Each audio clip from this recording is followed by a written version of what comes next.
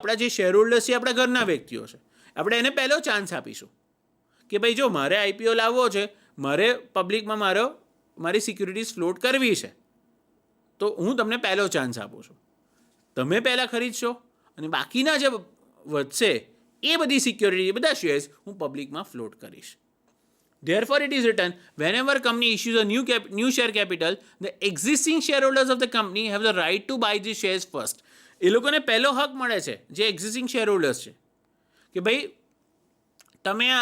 અમે આ શેર ખરીદીશું અને if the existing shareholders do not execute the right, બરાબર, જે એનો રાઇટ છે તેને આપણે એને કયો વર્ડ આપીએ છીએ? Right of preemption. એનો હક છે, શેર હોલ્ડર્સનો હક છે, તો જ પછી આપણે બહાર પબ્લિકને બધી સિક્યોરિટીઝ ઓફર કરીશું. પણ આ વસ્તુ કઈ કંપની છે? A new issue of shares or existing class of the new results. એટલે એ વસ્તુ કહેવાય કે ભાઈ આ જે એક કંપની છે જે ઓલરેડી છે જ, કંપની ઓલરેડી એક્ઝિસ્ટ કરી રહી છે, એણે શેર બહાર પાડી લીધા છે અને હવે ફરીથી એને પબ્લિક પાસેથી રૂપિયો લેવો છે, તો પણ પહેલાં એને કોને ન્યાય આપવાનો છે? એના એક્ઝિસ્ટિંગ શેર હોલ્ડર્સ મિત્રો. એને ધ્યાનમાં રાખી અને પછી બીજા લોકોને પણ ન્યાય આપશે. Such an issue is called right issue and the additional share capital is offered on a proportionate basis to the existing shareholders.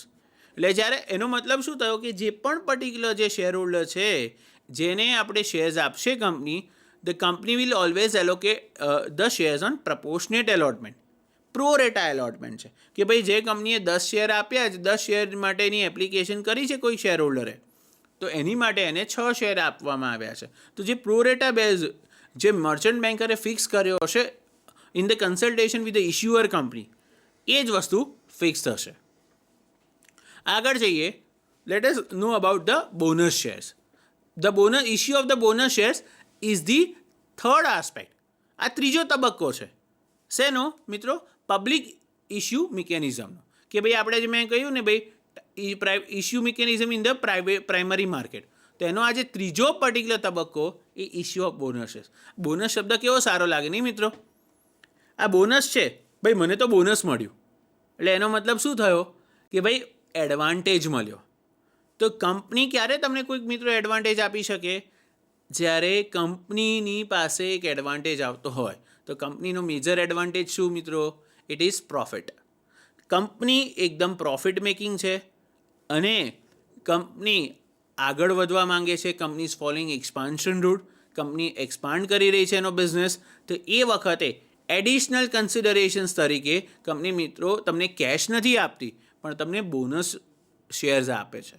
તો એની પણ જોગવાઈઓ સેબીએ કરેલી છે અને એ વસ્તુ પણ પ્રાઇમરી માર્કેટના ઇશ્યુ મિકેનિઝમનો એક ભાગ છે. લેટ અસ ફર્ધર ડિસ્કસ કે ભાઈ આપણે ચલો એ થોડી એની વાર્તાલાપ કરી લઈએ કે ભાઈ આ બોનસ ઇશ્યુ શું છે અને કેવી રીતના હોય છે, બરાબર? તો આપણે બોનસ ઇશ્યુની વાત કરીએ તો ભાઈ bonus issues are issued as fully paid up to the existing shareholders. એટલે માની લો કે ભાઈ અહીંયા જ્યારે ફુલ્લી પેડ અપ શેરની વાત આવી, તો ફુલ્લી પેડ અપ શેરની મિત્રો એક તમને સારી એક વાત જણાવી દઉં કે ભાઈ કોઈ પણ પર્ટિક્યુલર શેર હોલ્ડર હોય, જ્યારે સ્ટોક માર્કેટમાં એ સબસ્ક્રાઇબ કરતો હોય શેર્સ અને ડિબેન્ચર્સને, ત્યારે એના 4 ફેઝિસ નોર્મલી આઈડિયલી આવતા હોય છે. કેવી રીતના? કે ભાઈ પહેલો ફેઝ આવે, પહેલો તબક્કો એપ્લિકેશન ઉપર, બીજો તબક્કો એલોટમેન્ટ ઉપર, ત્રીજો તબક્કો ફર્સ્ટ કોલ ઉપર અને ચોથો ફાઇનલ જે તબક્કો છે એ ફાઇનલ કોલ ઉપર. These are the 4 phases in which the company will demand the money from the particular existing shareholder and cover the entire face value of the share. તો આપણે એમ જ્યારે કહીએ કે when a shareholder has paid application money, allotment money, first call money and final call money, then in particular case we can say that the share is fully paid up. તો એવા જે particular fully paid up shareholders હોય એને જ bonus share મળી શકે છે. This is one of the important guideline from SEBI. શું લખેલું છે કે bonus shares are issued as fully paid up to the existing shareholders by capitalizing the reserves and it creates additional shares. એક equity share holder છે જેની પાસે already 100 shares છે. Let us સે ફોર એક્ઝામ્પલ આપણે રિલાયન્સની વાત કરીએ. કેવી કંપની છે? કર લો દુનિયા મુઠ્ઠી મેં. તો હવે એવી રિલાયન્સ જેવી કંપની છે, લેટ અસ સે રિલાયન્સ ઇન્ડસ્ટ્રીઝ, એ લોકો બોનસ શેર્સ બહાર પાડી રહ્યા છે. ફોર એક્ઝામ્પલ આપણો એક મિત્ર છે એક્સ, એની પાસે 100 શેર છે રિલાયન્સના, તો એ જે 100 શેર છે એ એના ફુલ્લી પેડ અપ શેર છે. એને એપ્લિકેશન પણ પે કરી છે, એલોટમેન્ટ, ફર્સ્ટ કોલ અને ફાઇનલ કોલ. તો એવો જે શેર હોલ્ડર એક્સ છે જેની પાસે 100 શેર્સ ઓલરેડી છે રિલાયન્સના અને રિલાયન્સનું પ્રોફિટ વધી રહ્યું છે અને એટલે એક એડિશનલ કન્સિડરેશન રિલાયન્સ કંપની તરીકે એના શેર હોલ્ડર્સને આપવા માંગે છે. તો એવા ફૂલી પેડ અપ શેર હોલ્ડર્સને એક એડિશનલ શેર્સ મળશે એના 100 શેર્સ ઉપરાંત. તો એ જે ઉપરાંતમાં જે એડિશનલ શેર્સ મળ્યા એને આપણે એમ કહીશું કે the company has issued bonus shares. Now bonus શેરથી શું થશે કે ભાઈ એ 100 શેર છે તો માની લો કે 10 શેરે એક શેર મળ્યો તો એ ભાઈ પાસે તો 100 શેર હતા એટલે એના બીજા 10 શેર વધ્યા. તો હવે એ પર્ટિક્યુલર શેર હોલ્ડર પાસે 110 શેર થશે. 100 original shares plus 10 bonus share because the ratio was 10 shares for 1 share for every 10 shares held. આપણે એક હાઇપોથેટિકલ એક્ઝામ્પલ લીધું છે મિત્રો. તો હવે શું થશે એના લીધે એનું સબસ્ક્રાઇબ કેપિટલ વધી જશે. હવે સબસ્ક્રાઇબ કેપિટલ વધે તો સબસ્ક્રાઇબ કેપિટલ માટે મારે મિત્રો તમને જણાવવું પડશે કે ભાઈ કંપની એક્ટ પ્રમાણે when I am talking of the subscribe capital તો 4 જાતના કેપિટલ હોય છે. One is authorise capital, second is the subscribe capital, called up capital and paid up capital. હવે મિત્રો ઓથોરાઇઝ કેપિટલ એટલે શું કે ભાઈ ઓથોરાઇઝ કેપિટલ કે ભાઈ એ કંપનીનું એટલું જે શેર કેપિટલ છે એટલું જ એ બહાર કોટ કરી શકશે કંપનીએ આઈપીઓ બહાર પાડવો હોય, કંપનીએ આજે ફ્લોટેશન કરવું હોય તો ભાઈ એટલા રૂપિયા સુધીનું જ ફ્લોટ કરી શકશે. સેકન્ડ ઇઝ સબસ્ક્રાઇબ, કંપનીએ કીધું ભાઈ 10 કરોડ રૂપિયા છે એ પબ્લિક પાસેથી કંપનીએ લેવા છે, બરાબર, તો પબ્લિકે 5 કરોડ રૂપિયા સબસ્ક્રાઇબ કર્યા અને 5 કરોડ અંડર રાઇટર્સે આપ્યા, ફ્લોટ થઈ ગયો ઇસ્યુ. તો જ્યારે આપણે ફ્લોટેશનની વાત કરીએ તો આજે 5 કરોડ રૂપિયા જે સબસ્ક્રાઇબ કરવામાં આવ્યા છે લોકોએ જેટલાની એપ્લિકેશન ભરી એ સબસ્ક્રિપ્શન થશે. પછી એમાંથી કંપનીએ શેર્સ બહાર પાડ્યા, એલોટ કર્યા, કેટલાક શેર્સ કોઈકને લાગ્યા, કેટલાક નથી લાગ્યા. હવે કંપનીએ જેને શેર લાગ્યા છે એની પાસેથી એલોટમેન્ટ મની એટલે ભાઈ કોલ્ડ અપ કીધું, ભાઈ કંપનીએ મંગાવ્યા રૂપિયા કે ચલો ભાઈ તમને શેર લાગી ગયા છે, હવે તમારે એલોટમેન્ટ મની પછી ફર્સ્ટ કોલ ભરવાનો છે. અને ભાઈ ફાઇનલી જ્યારે આપણે એમ કહીએ કે ભાઈ એલોટમેન્ટ મની ભર્યા પછી આપણે એમ કહીએ કે સબસ્ક્રાઇબ કેપિટલની વાત થઈ પછી ફાઇનલી કોલ્ડ અપ અને પેડ અપ કે ભાઈ પબ્લિકે કેટલા રૂપિયા આપ્યા. કંપનીએ તો ભાઈ 3 રૂપિયાનો કોલ મંગાવ્યો હતો, પબ્લિકે પૂરેપૂરા રૂપિયા આપી દીધા, તો આપણે એને પેડ અપ કેપિટલ તરીકે કહીશું. તો ભાઈ આ બધી જ ગાઈડલાઇન્સ બોનસ શેર ઇસ્યુ કરતી વખતે ધ્યાન રાખવામાં આવે છે. એ કઈ ગાઈડલાઇન છે? કંપનીઝ એક્ટ 1956 વિઝા એમેન્ડેડ બાય 2013. અને આ ફાઇનાન્સ મિનિસ્ટ્રી આ બધી guidelines time to time issue કરતી રહેતી હોય છે. પણ મોસ્ટ ઇમ્પોર્ટન્ટ છે main guidelines bonus share issue કરવા માટેની મિત્રો એ કોણે સ્ટિપ્યુલેટ કરી? સેબી. આપણે ભૂલવું ન જોઈએ કે SEBI is our regulatory body, security exchange board of India. એ કોણ છે? It is a regulatory body which gives the guidelines with respect to disclosure and investor protection. કે આજે કોઈ પણ ઇન્વેસ્ટર ખોટી રીતે હેરાન ના થાય એના માટેની બધી જ ગાઈડલાઇન્સ સેબીએ આપેલી હોય છે અને મોસ્ટ ઇમ્પોર્ટન્ટ છે કે એ બધી વસ્તુ ફોલો થાય. બીજી most important thing, whenever the company wants to issue bonus shares, certain legal formalities must be observed. બરાબર? તો આજ મિત્રો તમને ખબર હશે કે કોઈ પણ કંપની ફોર્મ થઈ તો એના માટે 2 ડોક્યુમેન્ટ જરૂરી છે. કયા છે? એક તો મેમોરેન્ડમ ઓફ એસોસિએશન અને એક આર્ટિકલ્સ ઓફ એસોસિએશન. હવે મેમોરેન્ડમ ઓફ એસોસિએશન મિત્રો એ એક થોડુંક એડિશનલ નોલેજ છે બિસાઇડ્સ ધીસ, કારણ કે કંપની લોની જ્યારે મેં વાત કરી તો મિત્રો તમને હું જ્યારે એની વાત કરું તો તમને એ બેઝિક બેકગ્રાઉન્ડ તમને હું ક્લિયર કરી દઉં. Van I am talking of memorandum of association, તો મેમોરેન્ડમ ઓફ એસોસિએશન મિત્રો એ મેઇન ડોક્યુમેન્ટ છે. કંપની કયા પર્પઝ માટે એસ્ટાબ્લિશ થઈ એ બધીનું એનું આખું વિવરણ મેમોરેન્ડમ ઓફ એસોસિએશનમાં હોય. પણ એ પર્પઝને આપણે કેવી રીતે રેગ્યુલેટ કરીશું, કેવી રીતના પાર પાડીશું, એ બધી જ વસ્તુની ચર્ચા ક્યાં કરવામાં આવતી હોય છે? એના સબસિડરી ડોક્યુમેન્ટમાં which is called articles of association. So therefore સેબીએ પણ vis a vis company law 2 most important legal ફોર્માલિટીની ગાઈડલાઇન્સ બહાર પાડી છે. તો લેટ અસ નો મિત્રો એ કઈ ગાઈડલાઇન્સ છે? તો પહેલી જ કે ભાઈ articles of association must permit the issue of bonus shares. If the company wants to issue bonus shares તો એના આર્ટિકલ્સ ઓફ એસોસિએશનમાં એ લખાયેલું હોવું જરૂરી છે. અને second The proposal of the board of directors for issue of bonus shares must be approved in the general meeting. Again હું તમને company લોની તરફ થોડી વાર લઈ જાઉં છું. એમાં હું તમને કહું છું જ્યારે હું બોર્ડ મિટિંગની વાત કરું, જનરલ મિટિંગની વાત કરું, તો આ બધી મિટિંગ્સ કઈ છે? This are the most important meetings again which must be undertaken at the company level. કે ભાઈ પહેલી વસ્તુ છે બોર્ડ મિટિંગ, એટલે ભાઈ બોર્ડ ઓફ ડિરેક્ટર્સ એ લોકો મળે છે અને એ લોકો ચર્ચા કરે છે ભાઈ આપણે બોનસ શેર કેટલા બહાર પાડવા છે, કેવી રીતે કરવું છે, એને કમ્પ્લાયન્સીસ શું છે. પણ એ બધી વસ્તુ એન્યુઅલ જનરલ મિટિંગમાં એની ચર્ચા થવી જોઈએ, which is nothing but the meeting for the ordinary share holders. કે કોઈ પણ પબ્લિક લિમિટેડ કંપની હોય તો આ જે જનરલ મિટિંગ છે એ કોની મિટિંગ છે?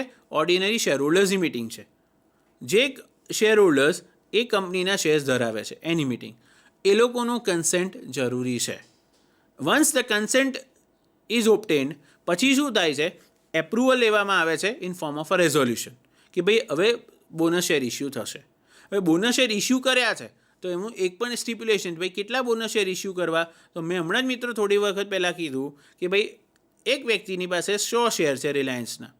આપણે રિલાયન્સનો દાખલો ફરીથી લઈએ તો 100 શેરની સામે આપણે માની લો કે 10 શેરે 1 શેર બોનસ મળતો હોય તો એનો મતલબ કે ભાઈ બીજા 10 શેર બોનસ મળશે.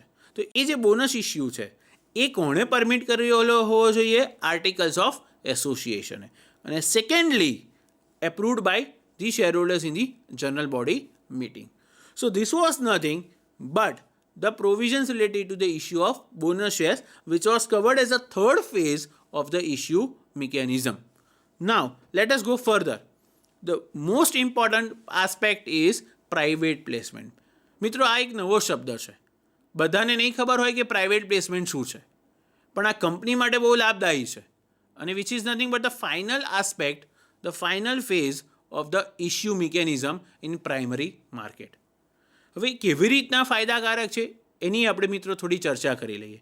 થોડું તમને એક ઇન્ટરેસ્ટિંગ વાત પણ કહીશ આમાં. The issuer company can sell its securities directly to some investors. બરાબર? એટલે હવે માની લો કે ભાઈ હમણાં જ મેં તમને સમજાવ્યું કે ભાઈ પબ્લિક ઇસ્યુ છે, આઈપીઓ આવ્યો, આઈપીઓમાંથી મારે મર્ચન્ટ બેન્કરને એપોઇન્ટ કરવો પડ્યો, બુક બિલ્ડિંગ કરવું પડ્યું, બુક બિલ્ડિંગના 10 સ્ટેજ કરવા પડ્યા. પણ હવે વસ્તુ શું થઈ? આટલી બધી વસ્તુ કરવાની મારી હાલત નથી.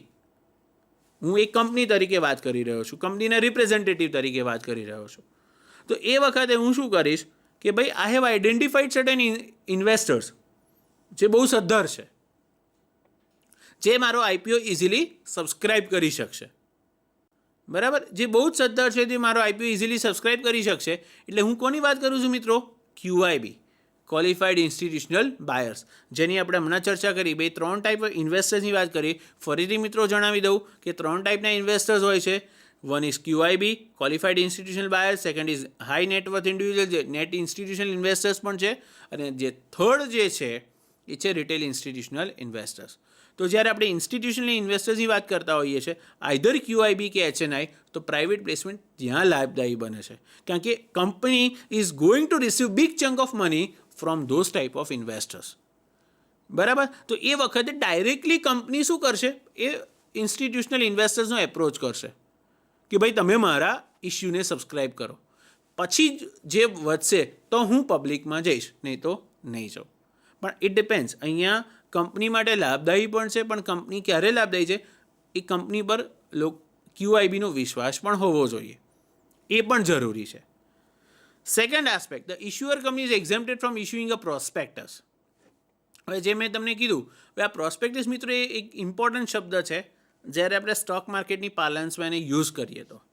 જનરલી પ્રોસ્પેક્ટસ ક્યાં આવ્યો? પ્રોસ્પેક્ટસ એવો શબ્દ છે કે ભાઈ when I want to float my company, મારે એક પબ્લિક લિમિટેડ કંપની ઓપન કરવી છે, તો after getting certificate of incorporation મારે એક બીજું નવું સર્ટિફિકેટ લેવું પડશે, certificate of commencement of business. તો એ વખતે કંપનીએ પ્રોસ્પેક્ટસ બહાર પાડવાનું હોય છે as per company law guidelines. તો એની અંદર પ્રોસ્પેક્ટસમાં શું લખેલું હોય? We invite the people to subscribe for our shares or debentures. તો અહીંયા પણ એવી રીતનું છે કે ભાઈ પ્રાઇવેટ પ્લેસમેન્ટ, આપણે પ્રાઇવેટલી ડાયરેક્ટલી જઈ રહ્યા છે, આપણે ડાયરેક્ટ એપ્રોચ કરી રહ્યા છે જે ઇન્વેસ્ટર્સને જે આપણા કોન્ટેક્ટમાં છે. So what we are going to do? Will directly approach those investors. આપણે પબ્લિકને રૂપિયા આપવા નથી, આપણે પબ્લિક પાસેથી રૂપિયા લેવા નથી. આપણે ઇન્વેસ્ટર્સ જે આપણી ઓળખાણના છે, those are very very big important big corporates, મોટા મોટા બેન્કિંગ હાઉસ છે, thereafter we can say big corporate houses, એવા લોકોને હું ડાયરેક્ટલી મળું છું as a representative of my company. I am selling the shares to them. તો મારે પ્રોસ્પેક્ટસ ક્યારેય બહાર પાડવાની જરૂર હોતી નથી as per SEBI guidelines. The most important thing in private placement, ઇન્વેસ્ટર્સને બધી જ ખબર હોય, એક પ્રેઝમ્પશન છે, એક બહુ જ મોટી પૂર્વધારણા એની પાછળ આપણે લાગેલી છે કે ભાઈ ઇન્વેસ્ટર્સ છે must be presumed to have all necessary and relevant information about the company and the risk involved in the issue. એટલે એનો મતલબ શું થયો કે ભાઈ હું જ્યારે પ્રાઇવેટ પ્લેસમેન્ટની વાત કરી રહ્યો છું તો એઝ અ ઇશ્યુઅર કંપની મારે સામેવાળા ઇન્વેસ્ટરને બધી જ વાત થઈ ગઈ છે એવું માની લેવામાં આવે છે.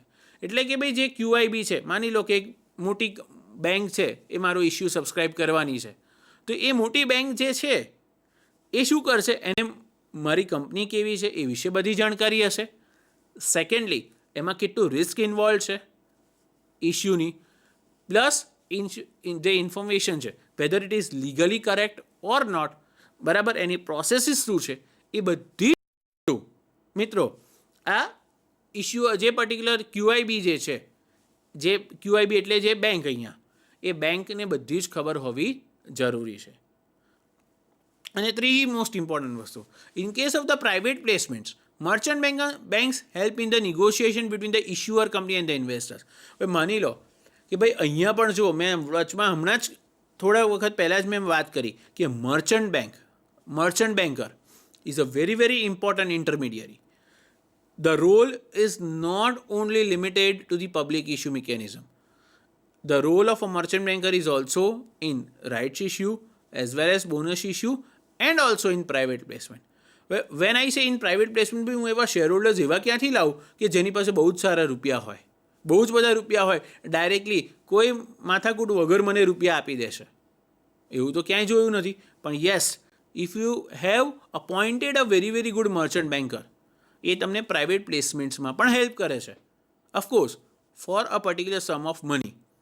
પણ એ જ તમને શું કરશે, એવા investors, it will be a link between those QIB qualified institutional buyers as well as issuer company.